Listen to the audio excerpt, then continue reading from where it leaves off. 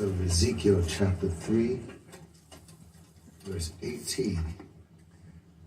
If I say to the wicked, you shall surely die, you give him no warning, nor speak to warn the wicked from his wicked way, in order for his life to be saved, that wicked man shall die in his iniquity, but his blood I will require at your hand. But if you warn the wicked, and he does turn away from his wickedness, or from his wicked way, he shall die in his iniquity, but you will have saved your life.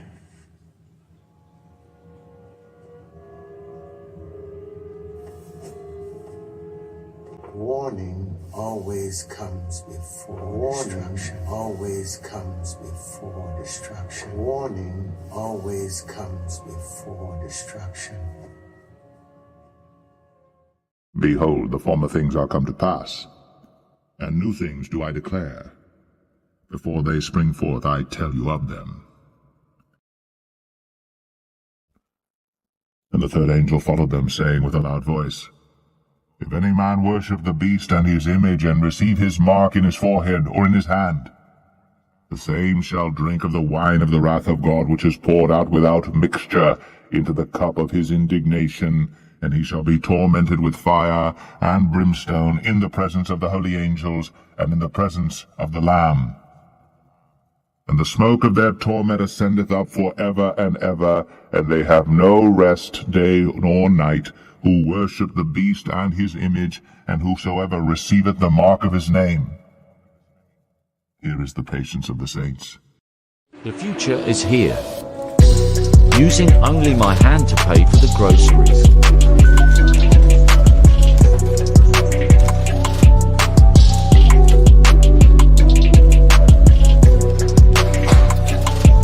That you needed to get a microchip. Not even that it was your choice. You needed to get a microchip implant with all of your health data on it, including vaccine information, vaccine passport information. Would you do it, or what would you do? Would you revolt? Would you say absolutely not? We've got so many people here in the chat weighing in on it. I think overwhelmingly the answer is no. This might sound like a conspiracy theory, but it's actually happening. As far back as 2018, NPR had a report that said that microchips are about the size of a single grain of rice and were becoming so popular at the time that one of the main companies producing these microchips, producing them, reported difficulty keeping up with demand because people wanted them so much. They also covered a Bloomberg report about how these use the same backdoor technology that was being used by the CIA and the Pentagon. Take a listen to this NPR report. Bloomberg has a big story out today about a tiny microchip, not much bigger than a grain of rice. The chip has been found in the type of computer servers used by at least 30 major American companies, including Apple and major banks. Also, servers used by the Pentagon and the CIA. The Pentagon and the CIA. Sorry, I cut off there at the end. The Pentagon and the CIA. In fact, Swedish workers were accepting this pre-COVID. In 2017, Swedish workers in Sweden were saying, hey, yeah, we'll go for this because this will make our lives easier. We'll be able to take the subway, be able to ride transit, be able to pay for vending machines and all this stuff. In 2017, a railway company in Sweden began allowing travelers to load their ticket information onto the microchip that was implanted into their bodies. And according to the BBC, railway conductors were then able to use smartphones to detect the chip and confirm the travelers' tickets. And Swedish people went nuts for them and started injecting themselves so they could hop on rail cars faster. And they had a run on these chips and they needed more of them. Now, stop me if you know where this is going. Like railway, paying for transit tickets, that's one thing. But stop me if you know where this is going. Let's take a look at Newsweek. Here's their Newsweek's cover story.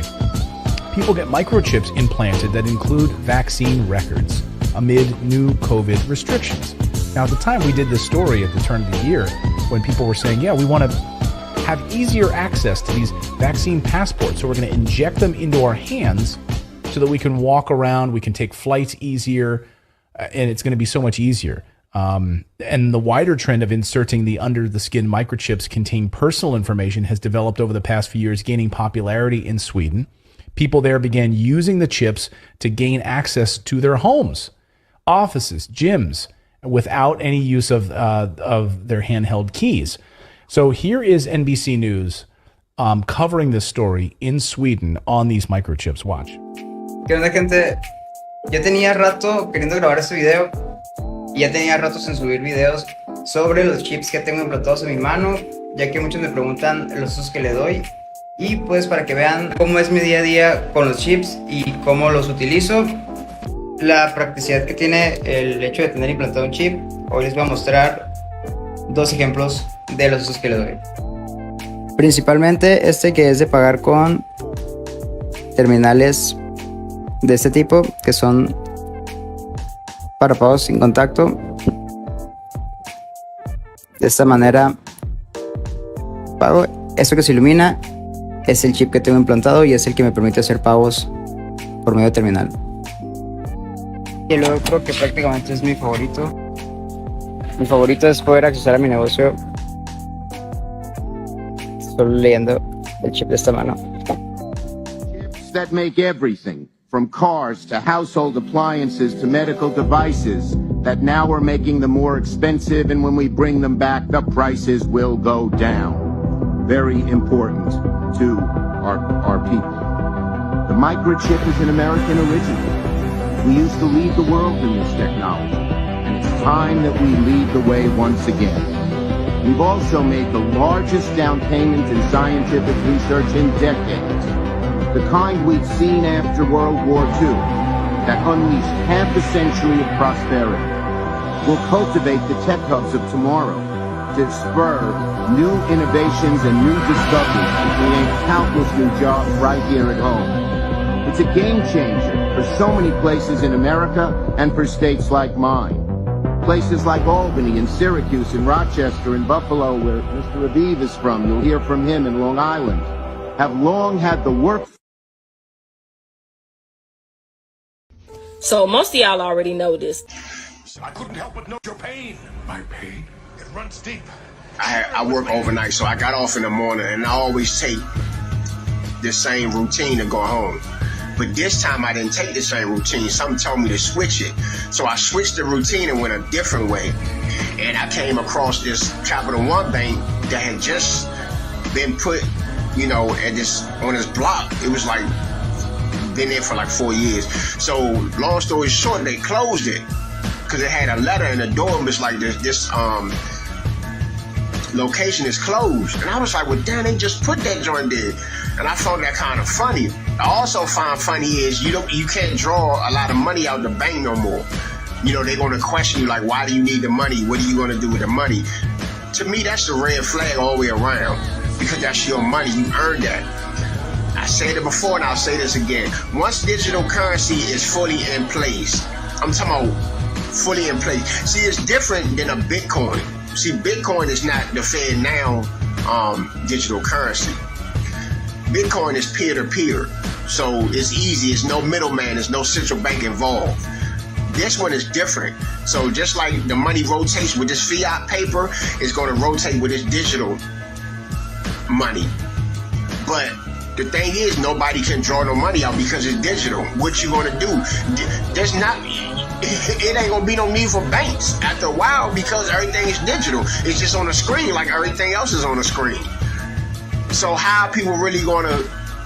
They're watching everything. They're watching everything now, but they can't watch too much of it because it's paper money. So it flies under the radar. They can't keep up with all paper money.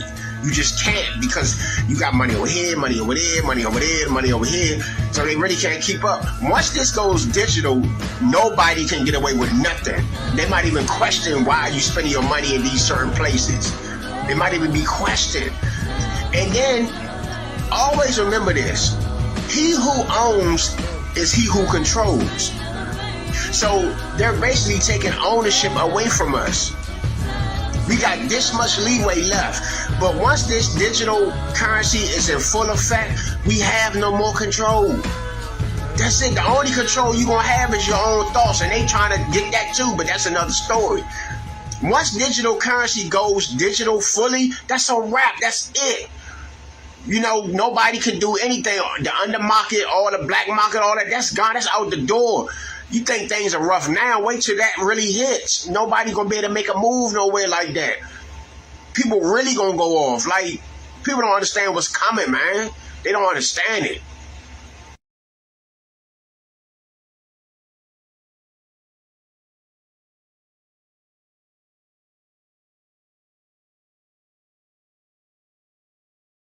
And I beheld another beast coming up out of the earth, and he had 2 horns like a lamb, and he spake as a dragon. And he exerciseth all the power of the first beast before him, and causeth the earth, and them which dwell therein, to worship the first beast, whose deadly wound was healed. And he doeth great wonders, so that he maketh fire come down from heaven on the earth in the sight of men, and deceiveth them that dwell on the earth by the means of those miracles which he had power to do in the sight of the beast, saying to them that dwell on the earth that they should make an image to the beast, which had the wound by a sword, and did live. And he had power to give life unto the image of the beast, that the image of the beast should both speak, and cause that as many as would not worship the image of the beast should be killed.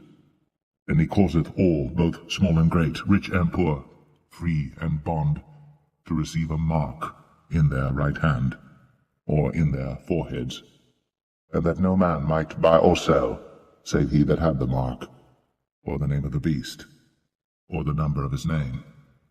Here is wisdom.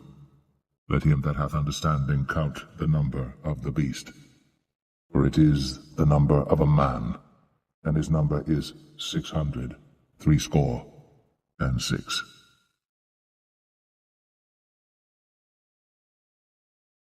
I really can't make this shit up right now, guys. We're right here at Walgreens.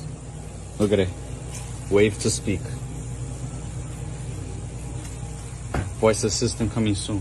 You come right here. Look at that. We believe consumers can experience the benefits of a digital technology without compromising privacy. Sure. Cooler screeners never seeks to identify individuals and never gathers or uses any personal identifiable information. You're right. Therefore fully preserving privacy. Yeah, sure.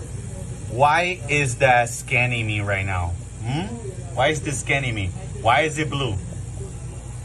Nothing suspicious at all. Not to mention that this is dumb as shit. We're going through an energy crisis, and they want to pretend like this is the new normal, right? It's even got microphone, right? Wave to speak, everything. All this shit, you know? And look at it, a locking system. If you don't have whatever they want, they're not gonna let you get whatever you need. They're doing it. They're fucking doing it, guys. It's real. The mark is here. It used to be a simple glass, and you could just see through. Now they got this bullshit. Look. What the fuck? And it also doesn't work right. Things always get better. Cause when it's on, but God don't like ugly. Be strong. And God don't like no quitters. Cause when it's on, but hold on. You know what Billie Holiday said, baby. God bless the child that can hold his own. You know, you got to stand strong. And when these busters try to knock you out your place, you stand there to their face. You tell them hold on and be strong.